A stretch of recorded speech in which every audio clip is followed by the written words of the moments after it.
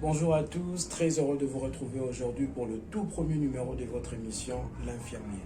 Dans cette émission, nous nous sommes donné le devoir de parler beaucoup plus des valeurs de ces beaux métiers d'infirmier. L'émission d'aujourd'hui aura 2 points à développer. Le premier point, nous allons essayer de définir c'est qui l'infirmier, qui peut être appelé infirmier. Et ensuite, pour finir, nous allons parler du rôle de l'infirmier. C'est qui l'infirmier? S'il faut attendre vos réponses, chacun de vous aura sa manière de définir l'infirmier. Mais dans cette émission, nous allons définir l'infirmier d'une manière simple.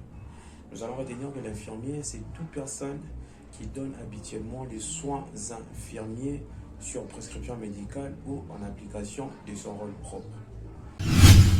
Déjà, en ce qui concerne le rôle de l'infirmier, nous devons retenir que le rôle de l'infirmier a 2 branches.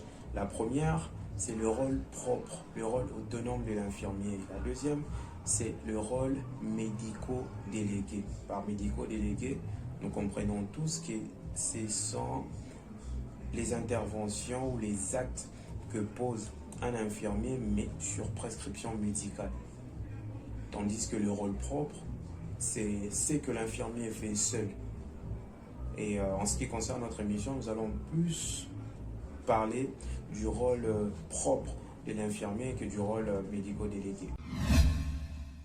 C'est comme je venais de le dire tantôt, dans cette émission, on parlera beaucoup plus du rôle propre de l'infirmier. Et le rôle propre de l'infirmier, c'est l'ensemble de toutes les interventions qu'un infirmier peut poser sans prescription médicale. Mais tout cela doit se faire tout en respectant les limites de son autonomie. Donc l'infirmier doit rester dans le cadre législatif et déontologique fixé par le ministère de la Santé.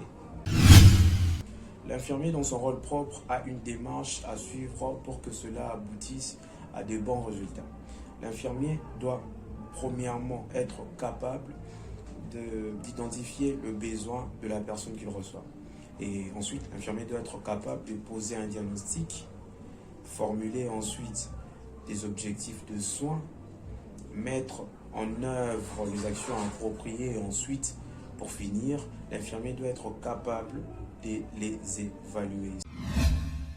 On est fini pour aujourd'hui, on se retrouve très prochainement pour un nouveau numéro. Merci et à très vite.